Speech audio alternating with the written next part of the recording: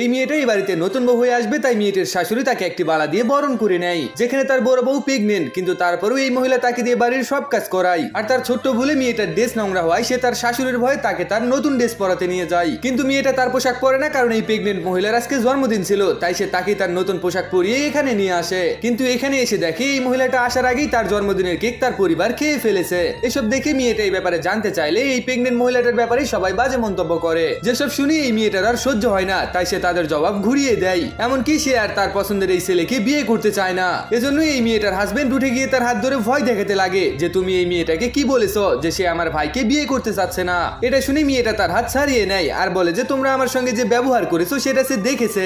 এসব শুনে ছেলেটা তার স্ত্রীকে মারতে চায়, কিন্তু এই মেয়েটা তাকে মারতে দেয় না। আর তার এই ফ্যামিলির সমস্ত সত্য শুনে মেয়েটা এই স্বর্ণের বালা এখানে খুলে দেয়। আর এখান থেকে যাওয়ার সময় এই প্রেগনেন্ট মহিলাটাকে তার সঙ্গেই নিয়ে যায়, যে মহিলাটাও এই পরিবার থেকে বের হয়ে খুশি হয়ে এই মেয়েটার সঙ্গে তার বোনের মতোই থেকে যায়।